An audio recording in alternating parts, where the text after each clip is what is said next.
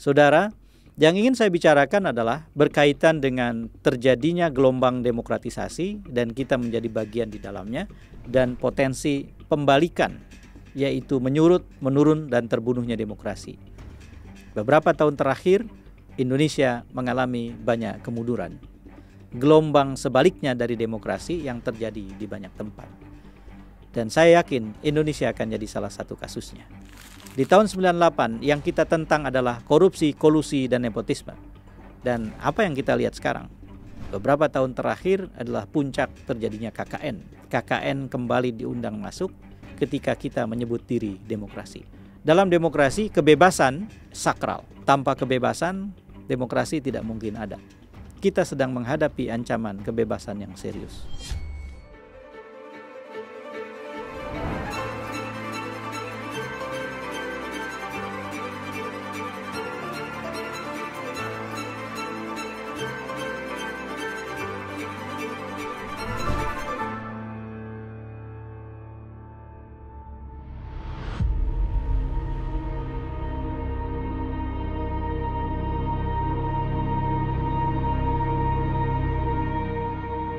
Assalamualaikum warahmatullahi wabarakatuh. Jumpa lagi dalam Keep Talking, Kang Ep bicara. Saya ingin bicara tentang sesuatu yang amat sangat mendasar berkaitan dengan perkembangan akhir-akhir ini di negara kita, yaitu soal kecemasan tentang demokrasi dan masa depannya. Kita tahu bahwa sudah banyak orang yang mengatakan bahwa demokrasi sedang dibunuh, bahkan ada yang mengatakan demokrasi sudah terbunuh. Umumnya analis juga menyimpulkan bahwa demokrasi kita mengalami kemunduran yang sangat serius dalam beberapa tahun terakhir. Dan itu dianggap sebagai salah satu warisan yang amat sangat penting dalam tanda kutip dari Presiden Jokowi. Lalu kemudian ketika lahir kepemimpinan baru di bawah Presiden Prabowo, kecemasan tidak berakhir, tetapi kecemasan berlanjut, bahkan membesar. Sebetulnya dari sisi demokrasi itu bisa diduga, sebab sejak pemilu, Prabowo memang menjanjikan kelanjutan dan bukan perubahan. Jadi wajar saja kalau yang ia kerjakan memang melanjutkan segala sesuatu yang buruk yang sudah diwariskan. Kalau sekarang lebih buruk, wajar juga, karena keburukan yang sudah dibuat sebelumnya adalah keburukan tingkat awal yang sedang dia tumpuk untuk membesar saat ini. Yang ingin saya bicarakan adalah berkaitan dengan terjadinya gelombang demokratisasi dan kita menjadi bagian di dalamnya, dan potensi pembalikan, yaitu menyurut, menurun, dan terbunuhnya demokrasi. Dan berkaitan dengan itu, tentu siapapun yang belajar ilmu politik akan ingat Samuel Huntington, salah seorang ilmuwan politik yang melahirkan banyak karya-karya yang monumental, seperti tentang negara dan tentara, yang ikut meletakkan teori dasar tentang profesionalisasi tentara, lalu juga tentang benturan peradaban yang sudah membayangkan sejak lama bahwa pusat atau poros dunia sebetulnya bisa bergeser ke timur, yang sekarang sepenuhnya terjadi.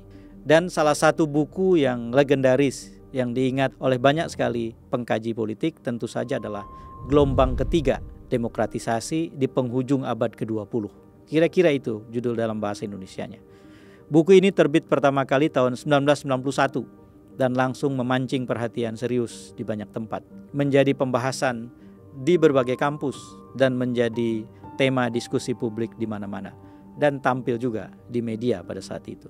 Saya pada saat itu adalah mahasiswa jurusan ilmu politik FISIP UI yang tentu saja tersedot oleh daya tarik kajian Huntington yang amat sangat dasar ini. Izinkan saya untuk menceritakan sedikit saja tentang apa yang paling pokok digambarkan oleh Huntington. Huntington melacak demokrasi dalam praktek peradaban modern.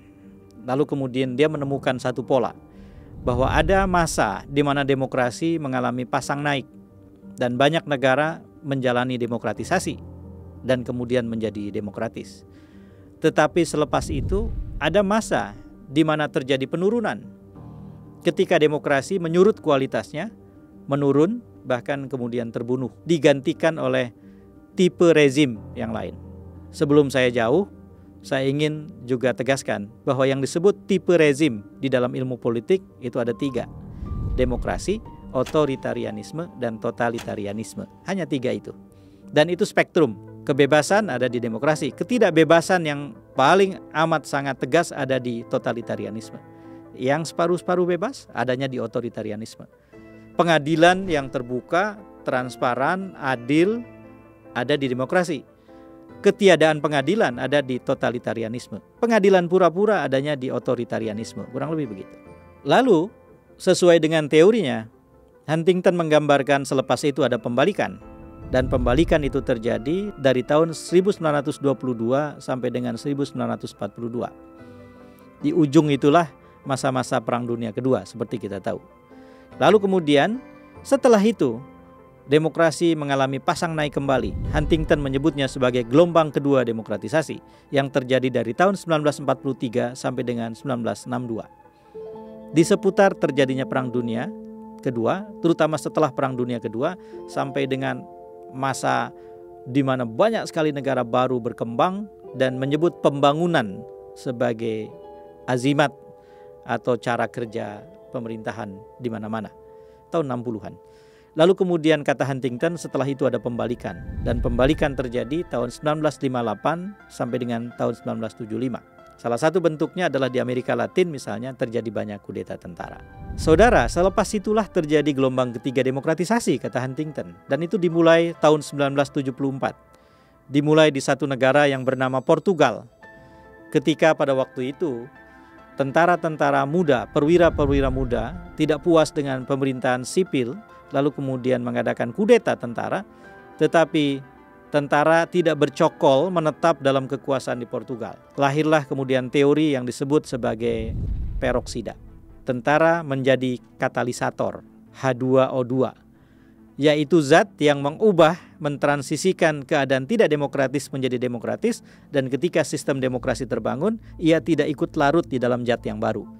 Dia kembali memfungsikan dirinya sebagai kekuatan proporsional. Itulah yang disebut sebagai katalisator atau peroksida H2O2. Kejadian di Portugal dengan revolusi bunganya itu kemudian diikuti oleh banyak sekali demokratisasi di banyak tempat, termasuk di Indonesia sejak tahun 1998. Termasuk Arab Spring, yaitu kebebasan yang berkembang di Timur Tengah yang tidak diduga oleh banyak orang dalam kira-kira 1 atau 1,5 dekade yang lalu dimulainya. Itulah yang disebut sebagai gelombang ketiga demokratisasi. Saudara, berkaitan dengan teori ini, jika saja Huntington masih hidup, mungkin Huntington sekarang ini sedang melanjutkan bukunya dengan menggambarkan terjadinya pembalikan ketiga.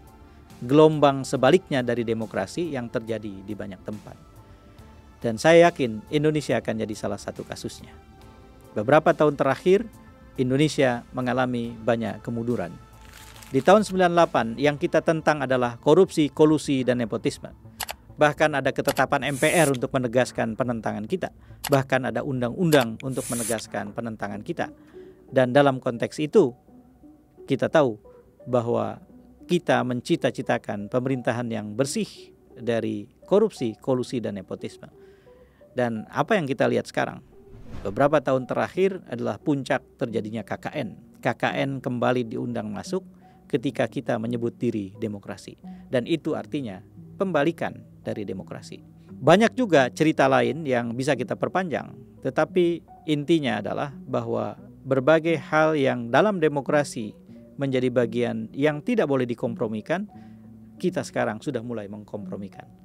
Dalam demokrasi, kebebasan sakral. Tanpa kebebasan, demokrasi tidak mungkin ada. Kita sedang menghadapi ancaman kebebasan yang serius. Dalam demokrasi, kompetisi yang sehat adalah sesuatu yang sakral. Dia menjadi prasyarat bagi sebuah demokrasi. Kita paham bahwa kompetisi kita sudah dibikin dan diracuni secara tidak sehat. Dan kita tahu sekarang betapa banyak sekali instrumen yang harusnya tidak bersikap partisan dalam kompetisi politik digerakkan oleh kekuasaan menjadi partisan. Itu adalah kemunduran yang sangat serius dari variabel atau faktor kompetisi yang sehat yang penting dalam demokrasi.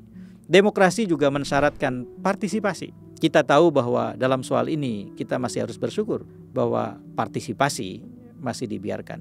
Sekalipun sikap terhadap mereka yang berpartisipasi aktif kerap kali mencemaskan. Gelombang demonstrasi mahasiswa di mana-mana yang mengangkat tagar Indonesia gelap belakangan ini misalnya disikapi oleh pejabat publik termasuk presiden secara tidak layak. Bahkan presiden menggunakan satu terminologi yang menurut hemat saya sebagai warga negara tidak layak untuk digunakan. Biarkan anjing menggonggong, kita tetap maju bekerja. Lanjut dengan apa yang sedang dikerjakan. Walaupun ada sedikit usaha-usaha entah dari mana, ya kan, untuk selalu menurunkan semangat dan masa depan, semangat dan harapan daripada anak-anak muda kita, saya tegaskan di sini tidak benar dan kita akan maju terus.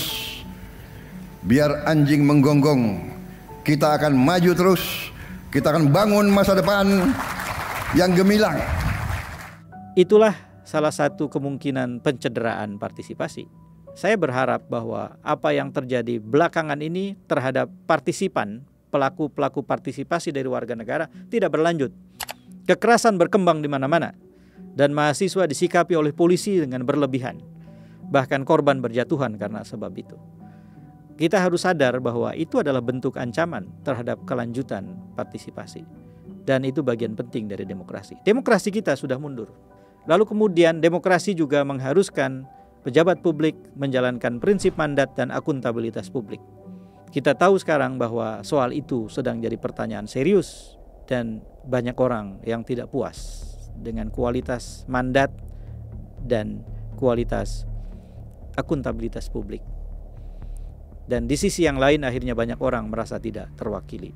Mandat, akuntabilitas publik dan keterwakilan adalah bagian penting dari kerja pemerintahan, baik legislatif maupun eksekutif, termasuk juga yudikatif yang harus menjadi penjaga gawang keadilan dan hukum di Indonesia. Dan ujungnya demokrasi sebetulnya adalah satu sistem yang bertujuan untuk menciptakan kesejahteraan dan keadilan. Sejahtera tanpa adil artinya kekayaan menumpuk di satu sisi, lalu kemudian statistik mengatakan bahwa kita maju. Bukan kemajuan semacam itu yang dicita-citakan demokrasi. Demokrasi harus menyandingkan kesejahteraan dan keadilan. Kalau prasyarat kebebasan, partisipasi, kompetisi terancam, jika mandat akuntabilitas publik dan keterwakilan terancam, sulit membayangkan kesejahteraan dan keadilan bisa bersanding. Jadi saudara, dengan cara bercerita seperti itu, saya ingin menegaskan bahwa demokrasi kita sedang mengalami kemunduran. Ketika demokrasi mengalami pembalikan, kadang-kadang kita tidak merasa bahwa demokrasi sedang dibunuh. Dan salah satu sebabnya adalah bisa terjadi apa yang disebut sebagai terpraktekannya demokrasi paling minimalis. Demokrasi paling minimalis adalah demokrasi elektoral. Cuman ada pemilu saja, tetapi selebihnya sebetulnya kualitas kehidupan demokrasi sudah rusak.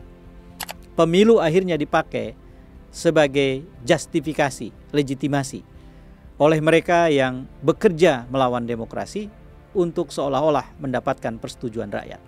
Itulah yang disebut sebagai demokrasi prosedural. Prosedurnya yang paling minimal tersedia, yaitu pemilu. Dan kemudian karena itu merasa dirinya bisa menganggap demokrasi. Inilah bahaya yang tidak terlihat dan karena itu harus hati-hati. Berpemilu saja tidak cukup. Apalagi kalau pemilunya sendiri akan dihilangkan atau dibuang. Maka syarat minimal saja sudah tidak ada. Maka kita berhak untuk sangat cemas kalau sampai di titik itu. Kita berharap kalaupun pembalikan sedang terjadi sekarang, maka rebound, gelombang demokratisasi kembali bisa kita gerakan segera. Itulah agenda jangka pendek, bukan agenda jangka menengah dan panjang yang harus diperjuangkan oleh setiap warga negara. Untuk membuat kita dan orang-orang yang kita cintai punya masa depan. Sebab dibandingkan dengan dua sistem yang lain, otoritarianisme dan totalitarianisme, kelayakan kemanusiaan akan lebih terjaga dalam demokrasi. Terlepas bagaimanapun kita memaknai dan menyebut istilahnya.